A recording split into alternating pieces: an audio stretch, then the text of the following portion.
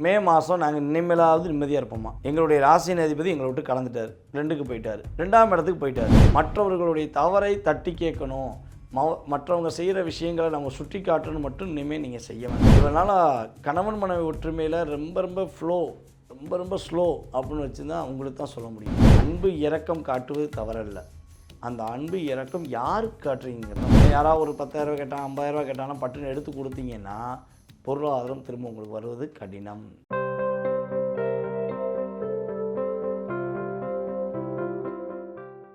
அகிலம் எங்கும் மதுரை மீனாட்சியின் ஆசீர்வாதத்துடன் உங்களுக்கு பிரதிபலித்து கொண்டிருக்கும் பக்தி இன்ஃபோ யூடியூப் சேனல் வாயிலாக உங்களை சந்திப்பதில் மிக மகிழ்ச்சி அடைகிறேன். நான் உங்கள் டிஜே சுந்தரபாண்டி, சிவகாசியிலிருந்து. நேயர்களே, தற்போது பார்க்க போகிற விஷயம் என்ன அப்படிங்கும்போது, மே மாதத்தில் 12 ராசிகளுக்கான சிறப்பான பலன்கள் என்ன, 12 ராசி நேயர்களும் என்னென்ன மாற்றங்களை ஏற்படுத்த போகிறீங்க, உங்களுடைய வாழ்க்கையில் என்னென்ன முன்னேற்றம் ஏற்பட போகுது அப்படிங்கிறத பற்றி பார்க்க போகிறோம். ஸோ அதற்கு முன்னாடி இந்த மே மாத பலன் கோச்சார ரீதியான கிரகங்கள் ரீதியாக ஃபஸ்ட்டு நம்ம கணிக்கிறோங்கிறத தயவு செய்து புரிஞ்சுக்கோங்க. அதாவது மேச ராசிக்கு சொல்கிறோம், ரிஷபராசிக்கு சொல்கிறோம், ஸோ மிதுன ராசி சொல்கிறோம், இப்படி 12 ராசிக்கு நம்ம சொல்கிறோம். ஸோ இதில் வந்து பார்த்திங்கன்னா நம்ம சொன்ன கடந்த கால நிகழ்வுகள் பலன்கள் எல்லாமே பாதி நபர்கள், கிட்டத்தட்ட ஒரு 60-70% நபர்களுக்கு ஒரு ஃபேவராக, ஆமாங்க கடந்த காலத்தில் நடந்துச்சு, நீங்கள் சொன்ன மாதிரி எனக்கு ஒரு சின்ன ஒரு பிரச்சனை வந்துச்சு, என்னென்ன தாக்கம் சொன்னோமோ அதெல்லாம் நடந்துச்சுன்னு சொல்லி ஃபீட்பேக் கொடுக்குறாங்க. அது ரொம்ப சந்தோஷமாக இருக்குது. இதை தவிர்த்து சில நபர்கள் வந்து பார்த்திங்கன்னா நீங்கள் சொன்னது எல்லாமே தப்பு, ஸோ எனக்கு ஃபேவராக இல்லை அப்படின்னு சொல்லி ஃபீட்பேக் கொடுக்கறது கூட தவறு நான் சொல்ல மாட்டேன். ஏன்னா அவங்களுடைய சுய ஜாதகம் சில நேரங்களில் வந்து பார்த்திங்கன்னா வலிமை இழந்திருக்கலாம், சுய ஜாதகத்தில் கிரக ரீதியாக ஏதாவது மாற்றம் ஏற்பட்டிருக்கலாம், அதுவும் தவறல்ல. அதை தவிர்த்து அன்னெசரியாக ஜோதிடர்களை ஒரு தேவையில்லாத கமெண்ட்ஸ் கொடுக்கறது வந்து பார்த்திங்கன்னா ஒரு குருவை நம்ம வஞ்சிக்கிறதுக்கு சமம். ஜோதிடர்கள் என்பது இறை அருள் பெற்ற நபர்கள் கிட்டத்தட்ட வந்து பார்த்திங்கன்னா 80% பேர் இருக்காங்க. இதில் 20% பேர் வந்து பார்த்திங்கன்னா நேச்சுரலாக இப்போ தான் ரீட் பண்ணி இருக்காங்க அப்படின்னு சொல்கிறோம். ஸோ முடிஞ்சளவு உங்களுடைய கமெண்ட்ஸ் வந்து பார்த்திங்கன்னா ஒரு நல்ல விதமாக உங்களுடைய மேலான கருத்துக்களை தயவுசெய்து பதிவிடுங்க. நீங்கள் பதிவிட தான் நாங்கள் இந்த ஜோதிடம் சம்மந்தப்பட்ட விஷயங்களை நம்மளுடைய யூடியூப் சேனல் வாயிலாக உங்களுக்கு முழுமையாக சொல்ல முடியும். ஓகே, இப்போ மே மாதத்தில் உள்ள கிரகங்களின் அமைப்பு என்ன? ஏன்னா கோச்சார கிரகங்கள்னு சொல்லிட்டோம். அப்போ இந்த மே மாதம் துவக்கத்தில் எந்தெந்த கிரகங்கள் எந்தெந்த ராசியில் இருக்குது, ஸோ அதுக்கடுத்து ஊடாலே பார்த்திங்கன்னா மிகப்பெரிய மாற்றம். என்ன மாற்றம்னா, இந்த மே மாதம்தான் உலகியல் ரீதியாகவே மிகப்பெரிய மாற்றம் ஏற்பட போகுது. அப்படி மிக முக்கியமான விஷயம் என்னென்னா, குரு பகவான் மற்றும் ராகு கேது பகவான் பெயர்ச்சியே இந்த வருடத்தில் மே மாதம் 15ஆம் தேதிக்கு மேலே இயங்குது. இப்போ குரு பகவான் 14ஆம் தேதி, ராகு கேது பகவான் 18ஆம் தேதி அப்படிங்கிறத நம்ம பார்க்குறோம். ஸோ இந்த கிரகங்களை தவிர்த்து மற்ற ஏனைய கிரகங்கள் அப்படின்னு சொல்லி பார்க்கும்போது, சூரிய பகவான் மேஷ ராசியில் ஆரம்பத்தில் மேஷ ராசியில் அமர்ந்திருப்பார். 15ஆம் தேதிக்கு மேலே வந்து பார்த்திங்கன்னா ரிஷபராசிக்குள்ளே வந்துடுவார். அதுக்கடுத்தபடியாக வந்து பார்த்திங்கன்னா குரு பகவான் ஆரம்பத்தில் ரிஷபராசியில், அதற்கு பிறகு மிதுன ராசியில் அமர்ந்திருப்பார். செவ்வாய் கடகராசியிலே அமர்ந்திருப்பார். இந்த மாதம் முழுவதுமே செவ்வாய் பகவான் கடகராசியில் நீச்சம் பெற்று அமர்ந்திருப்பார் அப்படின்னு சொல்லி பார்க்கும். கன்னி ராசியில் இருந்த கேது பகவான் இந்த மாதத்தின் இறுதி, அதாவது கிட்டத்தட்ட ஒரு பாதி நாட்களுக்கு மேல் 18ஆம் தேதிக்கு மேல் என்ன பண்ணுறாருன்னா சிம்ம ராசிக்குள்ளே நுழைகிறார். அதுக்கடுத்தபடியாக வந்து பார்த்திங்கன்னா டேரெக்டாக கிட்டத்தட்ட ஒரு 6 கட்டங்கள் 7 கட்டங்கள் வந்து எம்டி ஆகி டைரெக்டாக என்ன பண்ணுறாங்கன்னா மீன ராசியில் புதன் பகவான், ராகு பகவான், அதுக்கப்புறம் சனி பகவான், சுக்கிர பகவான், கிட்டத்தட்ட 4 கிரகங்கள் இந்த ராசியில் தான் அமர்ந்திருக்காங்க. இதில் இந்த புதன் பகவான் வந்து மே மாதம் 7ஆம் தேதி வரையும் மீனத்திலும், மே மாதம் 7ஆம் தேதிக்கு மேலே வந்து பார்த்திங்கன்னா மேஷத்தில் அமர்ந்திருப்பார். இந்த மேஷத்தில் அமர்ந்திருக்க புதன் பகவான் கரெக்டாக 23ஆம் தேதிக்கு மேலே ரிஷபத்துக்கு ட்ரான்ஸ்ஃபர் ஆவார்.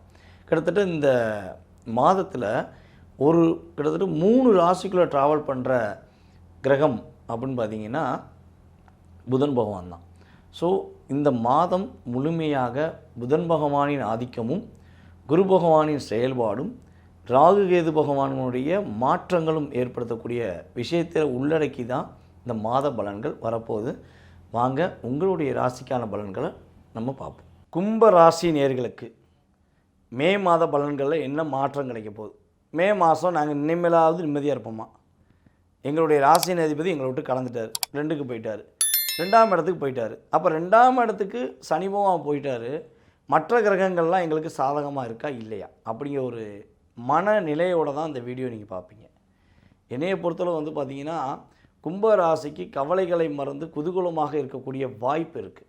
இதில் கும்பராசிக்காரங்க பல நபர்கள் வந்து பார்த்திங்கன்னா வேலையில் இடமாற்றம் அடைஞ்சிருப்பீங்க. வேலையில் இடமாற்றத்துக்கான ஒரு வாய்ப்பை இந்த சனி பயிற்சிக்கு அப்புறம் உங்களுக்கு கிரகங்கள் கொடுத்துருக்கும். ஸோ அப்படி கொடுக்கலைன்னா இனிமேல் கொடுத்துரும். வேலையில் இடமாற்றத்துக்காண்டி வெயிட் பண்ணுறீங்க, வேலை கண்டிப்பாக மாறி ஆகணும் அப்படின்னு விருப்பப்பட்டீங்கன்னா, வேலையில் உங்களுக்கு ஏற்ற ஒரு வேலை கிடைப்பதற்கான வாய்ப்பை உங்களுக்கு கோச்சார ரீதியான கிரகங்கள் கொடுக்கின்றன. கும்பராசிக்காரங்க காலையில் எழுந்தோடனே ஃபஸ்ட்டு நீங்கள் ஏதாவது ஒரு கோவிலோட கலசத்தை பாருங்கள். கோவில் கலசத்தை, கோவிலோட கோபுரத்தை நீங்கள் வந்து மனசார பிரார்த்தனை பண்ணிட்டீங்கன்னா மகிழ்ச்சியான வாழ்க்கை அன்னையிலேருந்தே தொடங்குது. ஸோ இதை வந்து நீங்கள் மறக்காமல் ரெகுலராக ஃபாலோ பண்ண வேண்டிய விஷயத்தில் கும்பராசிக்காரங்களுக்கு முக்கியமான விஷயம் தான். அதே போல் வந்து இன்னொரு விஷயம் வந்து பார்த்திங்கன்னா, கும்பராசிக்காரங்க இயல்பாகவே தன்னுடைய ஆழ் மனதுக்குள்ளே என்ன தோணுதோ அதை தான் செய்வீங்க. யார்ட்டையும் எதுவும் கேட்க மாட்டீங்க. மற்றவங்க சொன்னதை வந்து மேக்ஸிமம் நீங்கள் கேட்டு செஞ்சு தான் நிறைய பிரச்சனை வந்திருக்கும்.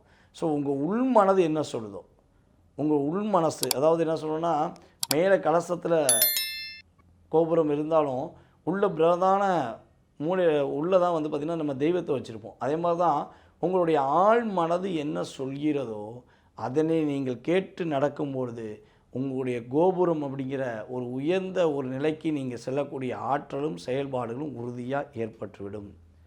மற்றவர்களுடைய தவறை தட்டி கேட்கணும், மற்றவங்க செய்கிற விஷயங்களை நம்ம சுட்டி காட்டணும் மட்டும் இனிமேல் நீங்கள் செய்ய வேண்டாம். அவங்க தவறு செய்கிறாங்க, அவங்க கர்மாவை அவங்க அணிவிக்கட்டும், நீங்கள் உங்களுடைய வேலையை பாருங்கள். ஸோ நீங்கள் தட்டி கேட்டனால நீங்கள் பட்ட கஷ்டம் உங்களுக்கு தெரியும். நீங்கள் அவங்கள புரிய வைக்கிறதுக்கான முயற்சி எடுத்து நீங்கள் படாத பாடு உங்களுக்கு தெரியும். அது உங்களுக்கு இனிமேல் வேண்டாம். உங்களுடைய குடும்பம், உங்கள் குடும்ப ஒற்றுமை, உங்களுடைய கணவன் மனைவி ஒற்றுமை, இதுக்காக மட்டும் நீங்கள் என்ன பண்ணுங்கள், உங்களுடைய முழு சிந்தனையும் செயல்படுத்துங்க. இவனால் கணவன் மனைவி ஒற்றுமையில் ரொம்ப ஸ்லோ அப்படின்னு வச்சு தான் உங்களுக்கு தான் சொல்ல முடியும். ஏன்னா நீங்கள் உண்மையான அன்பை உங்களுடைய பார்ட்னருக்கு நீங்கள் கொடுத்தாலும் உங்கள் பார்ட்னர் உங்களை புரிஞ்சுக்கிறாமல் உங்களை விட்டு போயிருப்பாங்க. ஸோ இது கணவனாக, அதாவது கும்பராசிக்காரங்க பெண்ணாக இருந்தால் ஆண் போயிருப்பார், ஆணாக இருந்தால் பெண் போயிருப்பார். ஸோ இந்த நிலை தான் இருந்திருக்கும். நல்ல நண்பன், உயிருக்குயிரான நண்பனாக இருந்தாலுமே உங்களுக்கு சில பிரச்சனையை உண்டு பண்ணிட்டு போயிருப்பார். ஸோ இதெல்லாம் உங்களுக்கு கடந்த காலங்களில் நடந்திருக்கும். ஸோ அப்போ நீங்கள் என்ன பண்ணணுன்னா, நண்பர்கள் என்றால் அதற்கான விஷயங்களில் முழுமையாக கேர்ஃபுல்லாக நீங்கள் செயல்படணும். ஸோ கேர்ஃபுல்லாக செயல்பட்டிங்கன்னா இனிமே ஏற்றம் உண்டு என்பதை உறுதியாக சொல்ல முடியும். அன்பு இரக்கம் காட்டுவது தவறல்ல, அந்த அன்பு இரக்கம் யாருக்கு காட்டுறீங்கிறது தான் முக்கியம். ஸோ எல்லாருக்கும் காட்டுறேன்னு சொல்லி நீங்கள் இனிமேல் ஏமாற்றத்தை சந்திக்கக்கூடாது. ஆசைகள் அதிகமாக இனிமேல் தோன்றும். ஆசையே இல்லாத மனிதனாக நீங்கள் வாழ வேண்டும் என்று கடந்த 1.5 வருஷமாக 2 வருஷமாக நீங்கள் நினச்சி உங்களுக்குள்ளேயே உங்களுடைய அத்தனை விதமான ஆசைகளையும் உள்ளே போட்டு புதைச்சிருப்பீங்க. இனிமேல் அந்த ஆசை இனிமேல் வெளிப்படும். அந்த ஆசைக்கேற்றவாறு செயல்பாடுகள் நல்ல விதமாக நடக்கும்.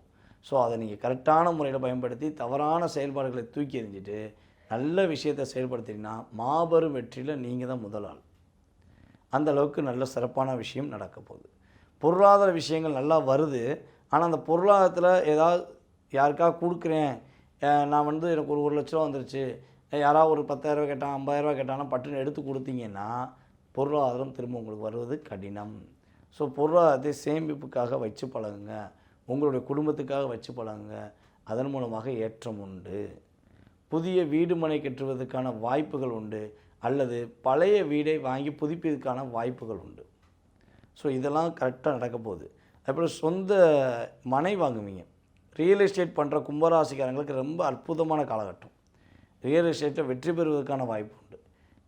உங்களுடைய அங்கீகாரத்தை வெளிப்படுத்த நினச்சா நீங்கள் இப்போ தான் வெளிப்படுத்தலாம். அந்த அளவுக்கு கிரகங்கள் உங்களுக்கு சாதகமான சூழ்நிலையை கொடுக்கின்றன. தங்க நகைகள் வாங்குவதற்கான வாய்ப்புகள் உண்டு.